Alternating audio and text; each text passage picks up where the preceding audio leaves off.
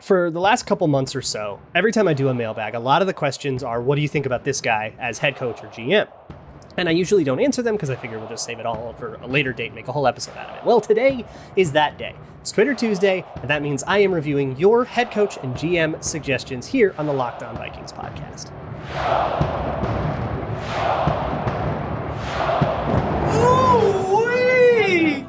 You are Locked On Vikings, your daily Minnesota Vikings podcast, part of the Locked On Podcast Network, your team every day.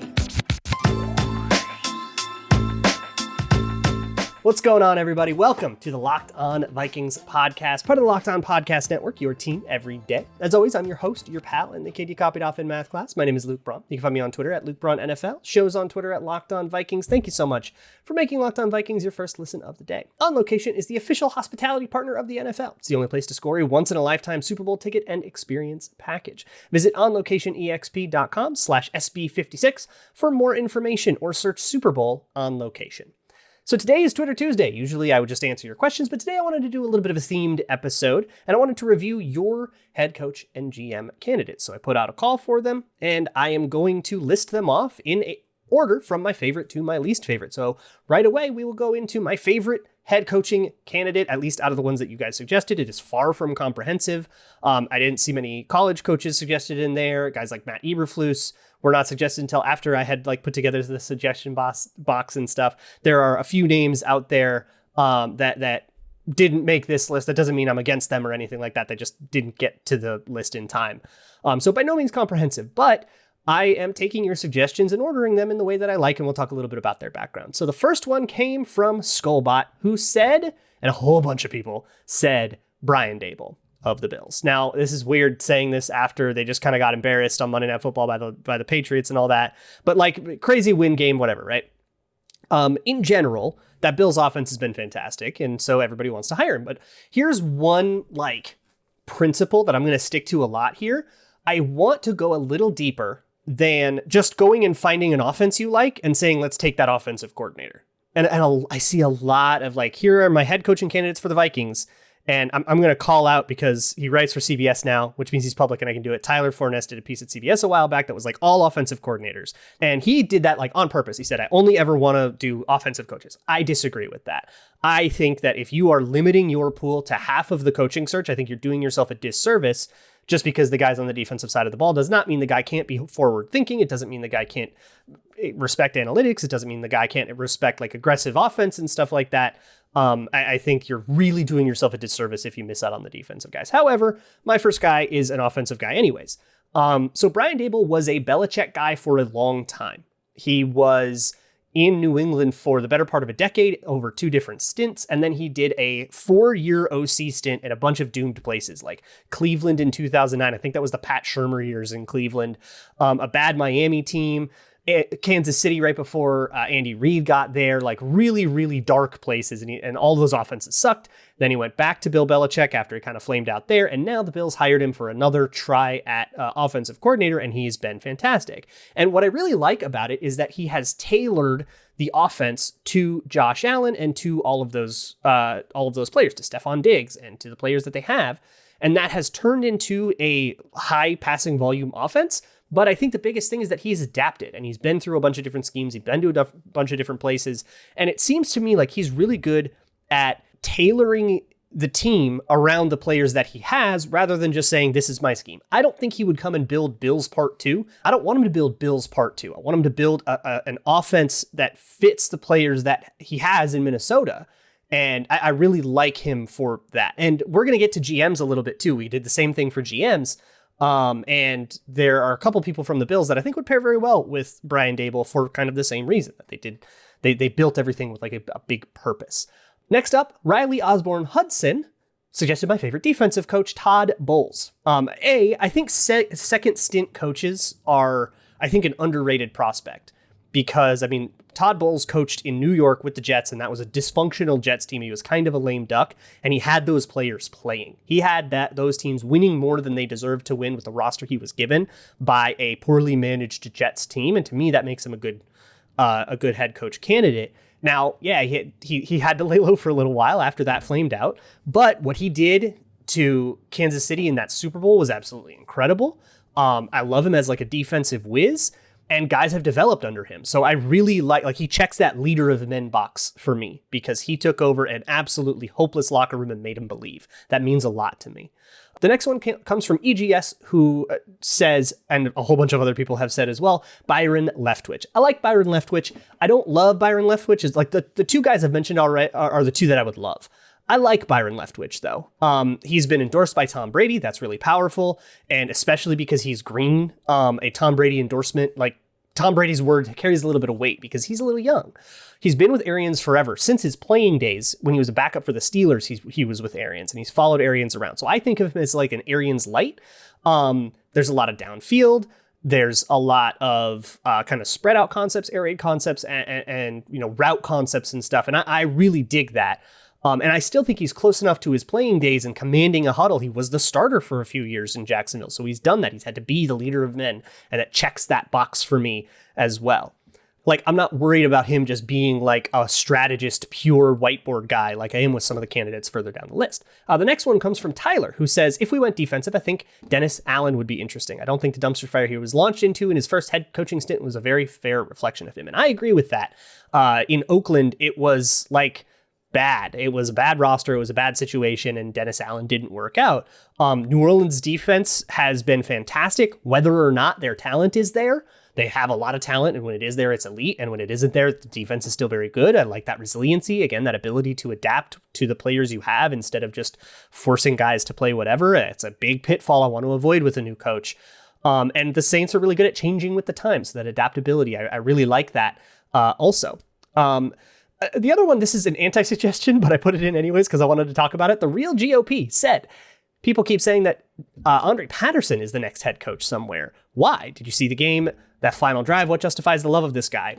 So I don't know if the Real GOP is familiar with Andre Patterson's resume, but he's been a defensive line coach since the 90s. He's got all kinds of people that have come up under his tutelage.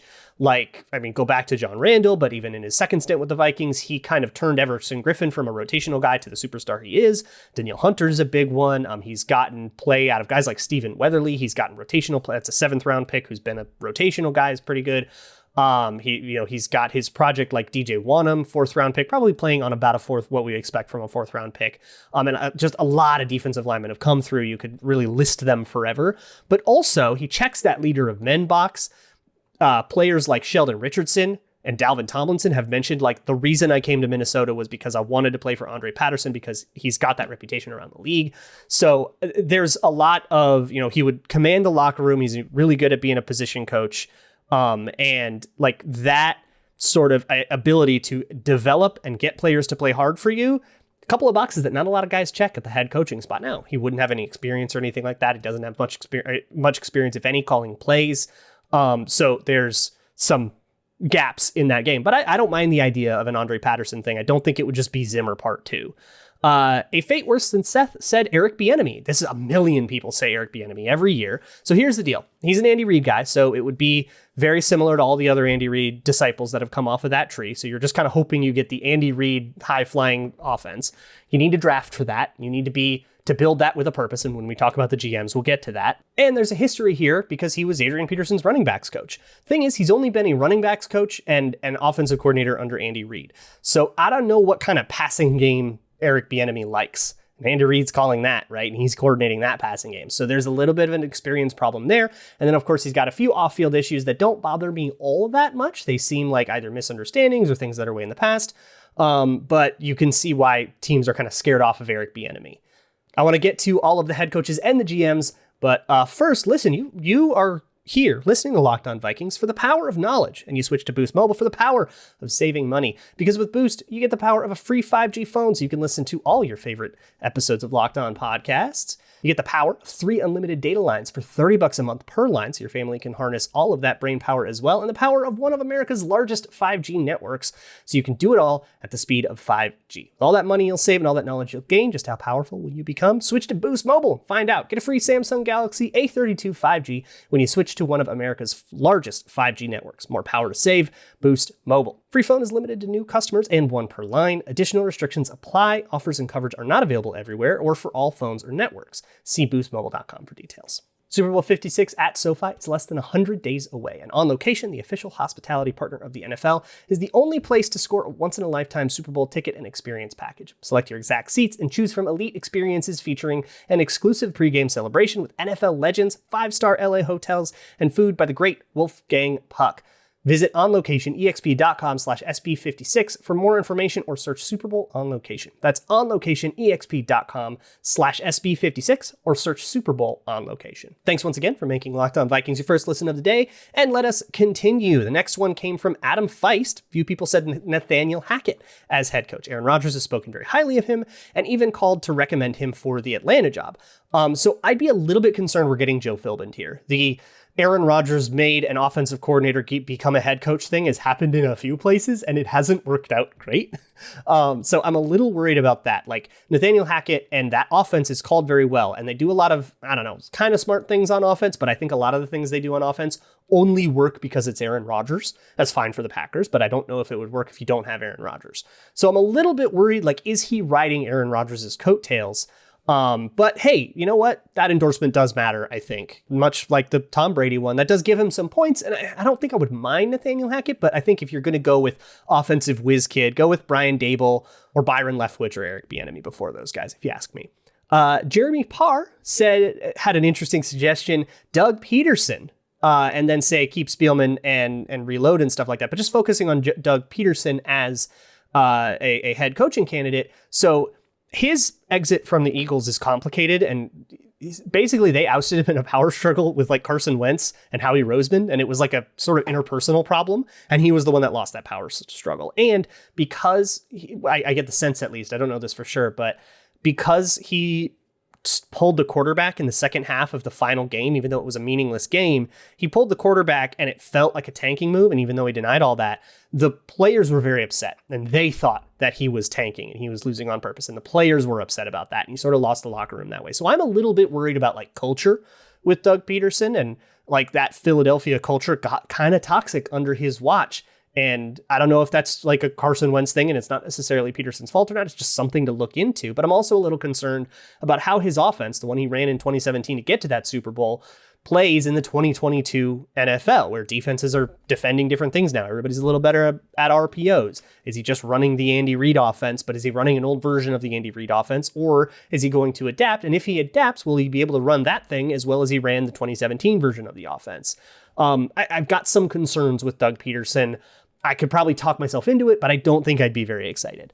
Eric Meisel said a very interesting name, Josh Boyer, defensive coordinator for the Miami Dolphins. He's another defensive guy who, there's a lot being made out of a little on that Miami roster. Every one of those Miami players is playing above the sum of their parts, and that's a testament to coaching. My question is that all Brian Flores, or is this a Doug Peterson, Frank Reich situation where the true guru is Josh Boyer?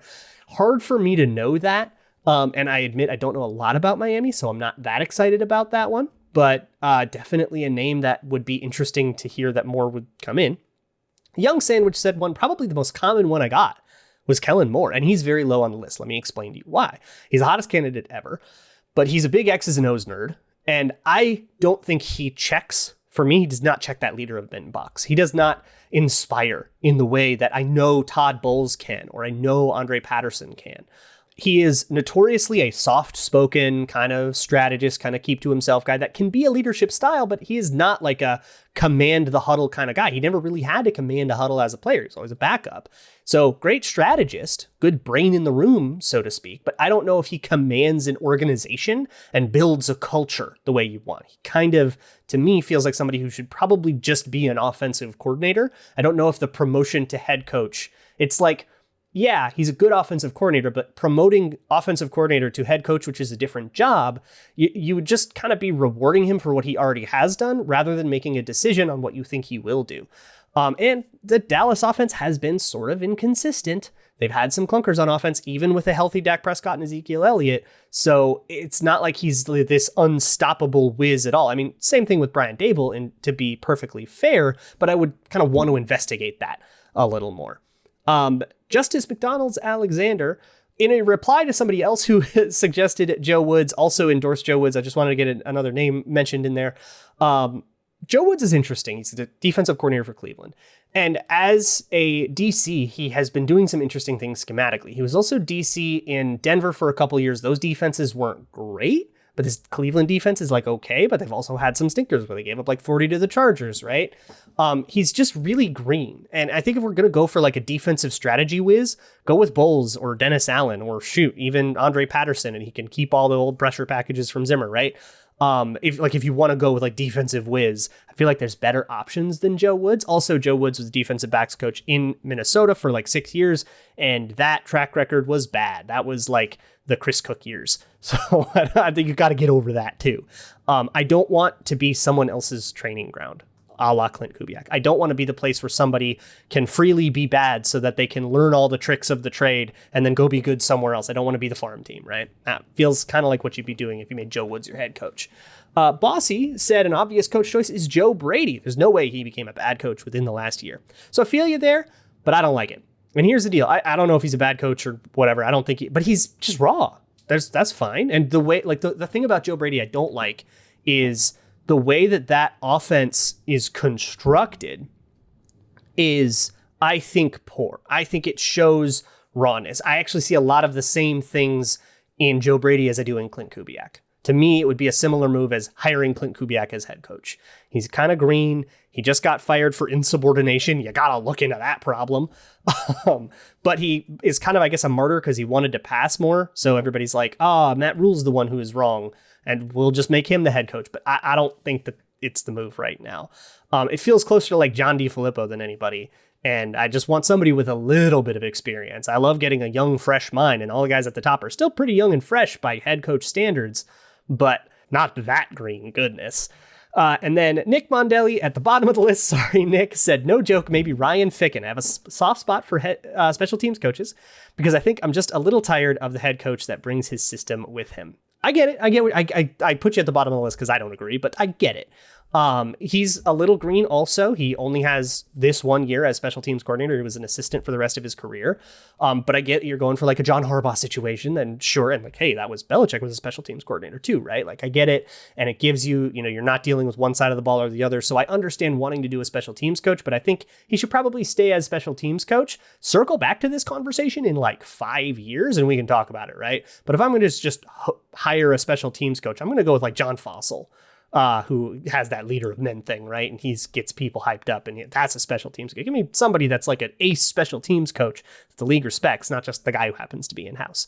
So a couple things. I'm going to do GMs too, so stick around for that. But also, I have a few questions saved that you guys asked. I'm not going to have time to get to them, but I will save them for later. So if you ask just a regular question for Twitter Tuesday, I'm going to get back to you, or at least I'm going to try to, as long as the question isn't dated. And if it is, then my apologies. But first, it is cold and it sucks outside. It was like 9 degrees outside in Minnesota on Monday. That sucks. Why don't you go do a beach vacation? With beachbound.com vacations, you could be bound for adventure, bound for passion, discovery, togetherness, immersion, rejuvenation, and most importantly, warm temperatures.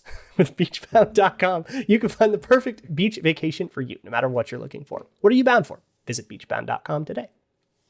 All right, moving on to GMs. We're going to do this the same way. You guys suggested a bunch of GMs. Here is a non-comprehensive list of GMs in order from my favorite to my least favorite. And my favorite came from Viking Theorist, who has a couple in here, who said Will McClay.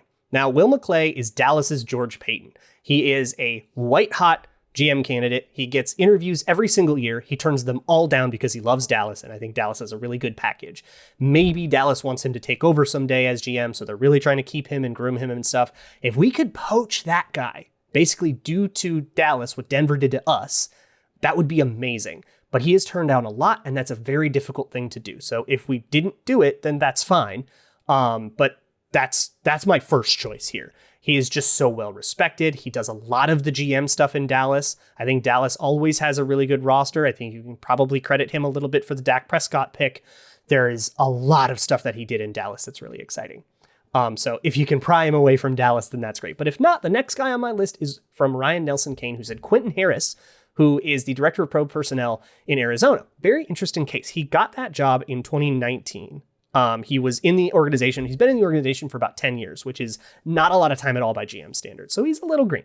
But he got the job in 2019 from just being like part of the pro personnel department. And then he actually was made director of it. And what happened to the Arizona Cardinals in 2019? They had the first overall pick and they rebuilt. And they rebuilt with a damn purpose. And that's what I always say. If you're going to rebuild, do it with a purpose, have focus, have an idea of what you want, get players that fit that. And Arizona, I think, has done a fantastic job of that. And I think that's why they're so good this year. Not to mention the Kyler Murray pick worked pretty well, although it was kind of a no-brainer in that draft. So not too many lollipops. He's only had his job for 3 years, but I really, really like it because he has built with a purpose. Arch, I'm actually taking 2 from Arch as well. The first one is Joe Shane, who is in Buffalo. He grew up under Bill Parcells in Parcells' weird Miami phase. So they kind of grew up there. And then he got poached by Brandon Beane when Brandon Beane took over in Buffalo. They were old pals. They'd worked together in Carolina before. He joined the Bills in 2017. And what happened in 2017 with the Bills? They had the year where they made the playoffs with Tyrod Taylor, and then they drafted Josh Allen, and they began their rebuild, which I think was also similarly like with a purpose. The Bills did a fantastic rebuild, and they didn't tank to do it. And I love somebody that proves that they can do that. So like a Shane Dable marriage could really work if you want to build like the Bills. And I think game for that. I think the way the Bills are constructed is really good. Monday Night Football notwithstanding, that was a weird one. But I like that they are focused and they built a team that works for the players they have, and they got players that worked for the team they wanted to build. I love the focus to all of that. Hello, my name is, and a couple people said, like, what about somebody from the Baltimore front office? They didn't say any names, but they said, Baltimore is always really well constructed. Why don't we poach somebody from there? And that's interesting. The name I would come out with for that is Pat Moriarty, who is their Rob Brzezinski. He's their cap guy, but he's also like their vice president or their senior vice president, I think, of player personnel. So he's also like the next guy under the GM. So I guess it would be him, but he's the cap dude. And then George Kokinis is their pro director. And then Joe Horitz is their college director. So those 3 guys kind of make up cap, pro scouting, college scouting. And that works together in tandem great in the Ravens, and it's a really well-run organization. But I don't necessarily know about like poaching one of those guys and not taking the other 2 with. If you could do that, that would be fantastic. But I don't think you can quite take what makes the Ravens special by just taking one guy. But if you wanted to do that, it would be Pat Moriarty, and he's a cap guy. And I wouldn't be opposed to that because, yeah, stealing from Baltimore seems like a good idea. JV Swaps said one I like reasonably as well is Ed Dodds. The Colts have built a very smart thing, a very smart team outside of the Wentz thing. I don't love the Wentz thing. Also, Ed Dodds was in Seattle for like a decade when they were drafting the Legion of Boom, that 2010, 2011, 2012, 2013 stretch where they built a Super Bowl contender.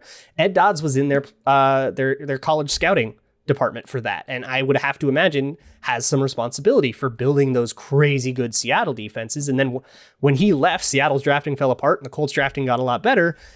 That's some evidence. It's interesting. Along the same lines is one from Viking Theorist who said Jeff Ireland. A lot of people said Jeff Ireland. Jeff Ireland's a really hot GM candidate. He is essentially the same thing as Ed Dodds, but for New Orleans. And if you remember that 2017 New Orleans draft with like Ramczyk and Marshawn Lattimore and Marcus Williams and all these really, really unbelievably good players, that was Jeff Ireland was the director of college scouting for that draft and many other very good Saints drafts. So you can kind of start to see some pairings going on here with all of these. These are all ideas that I would like. Some I would like more than others, but thinking about a guy like Joe Shane or Quentin Harris that can really build with a purpose and then pairing them with a coach like Todd Bowles that can get those guys going, or somebody with a very particular scheme like Bieniemy or Leftwich or even Dable. Like I love the idea of like Dable and Quentin Harris, where you would have this, they would get together, they would talk about this very clear picture of what they want the team to be, and then they would go execute it confidently. I really like the idea of that. What I'm not so hot on is Mike Borgonzi, that came from Cranky Feather. So he's the Chiefs guy that they promoted Brett Veach instead of. They were both co-directors of player personnel. Brett Veach got promoted in, I think it was 2017 to GM, and Mike Borgonzi became just the regular director of player personnel, solely held that title. It reads a little bit like, just please make us the Chiefs. And that's really hard. I don't think you would just be able to copy paste to become the Chiefs. The Chiefs did build with a purpose, and that was great. They built their Mahomes, rocket arm, lots of fast guys offense, and then the Steve Spagnuolo defense, lots of aggression, blah, blah, blah, lots of safeties. So they did build something kind of on their own beaten path, and I like that for sure. I just don't know how much to credit Mike Borgonzi instead of Brett Veach with that, because Veach got the promotion, but Borgonzi is going to have a lot of power in that organization, so it's not going to be nothing. Another one from Arch, really interesting name, is Brian Gaine. Very interesting case here. You might remember him from a Houston debacle. So before the first thing, there is an Equal Employment Opportunity Act complaint against him, which you'd have to look into. I don't know if that's legit or not, but putting a pin in that for now, like that could be a deal breaker. But he was handpicked by Bill O'Brien in Houston. And after like 18 months, the Easterby toxicity set in, and then Easterby canned him to give Bill O'Brien full power in like 2018, 2019. So he basically built his career in Houston for years as an assistant general manager, trying to become the general manager. And then Brandon Beane actually took him for a year. So he built his career in Houston for years. And then Brandon Beane actually took him to be the personnel director in 2017 when Brandon Beane was kind of reconstructing this Bills front office. And then the year later, Bill O'Brien said, well, why don't you just come be GM? We'll give you a promotion if you come back to the organization. And then he did that. And then 18 months later, Houston and all the Houston toxicity happened, which I don't necessarily blame Brian Gaine for. And then Beane took him immediately. People really seem to like this guy, but he's such an unknown that he's kind of at the bottom of the list by default for me, because I just don't know. Like that guy's been involved in a lot of weird stuff, and I got to make sure it's not his fault. And then last on the list, and also probably most suggested, so sorry for the hot take, came from Connor M. And many others, Lou Riddick from ESPN. His resume to me is just subpar. It's just less impressive than all the other guys on this list. And that's why he's in media. He was a pro scout and a director of player personnel for a bunch of years. He's been out of the league, out of NFL for 2013. I think he gets a lot of attention for talking about analytics in public, but everybody is doing analytics now. Nobody's just flat out rejecting analytics, not even Dave Gettleman. So I don't know if that's necessarily an advantage. He worked for like the Alex Gibbs Washington teams, and then in the late era McNabb, and immediately post McNabb, like Michael Vick Eagles teams. And then he got washed away when Andy Reid got fired, and the Eagles kind of reorged from there. So he got washed away in like that switch. And then he went into broadcasting. Maybe he's learned a lot since then for sure.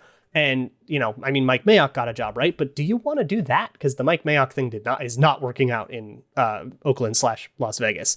So maybe he's learned since then, but I just am not a big fan of hiring a media guy that does not have nearly as much experience as the other guys on this list. But again, very much a non-comprehensive list. There's a lot of other interesting guys you could promote. Jamal Stevenson is one thing that I've seen a lot of people suggest. Take Kelly Klein out of Denver if the Vikings like her so much.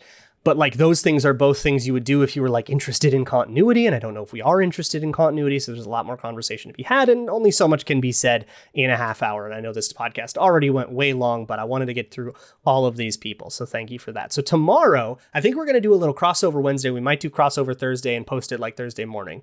I want to talk a little bit about what happened in the Lions game. We'll talk about the 2-minute defense and stuff. But I won't pain you with that too much because we got to move into Steelers mode. We are in a short week. So Thursday Night Football and the Steelers will start previewing that as well. Till then, check out the Locked On Bets podcast, hosted by your boy Q and handicapping expert Lee Sterling. They'll help you get your gambles straight. I'll see y'all tomorrow. And as always, Skol.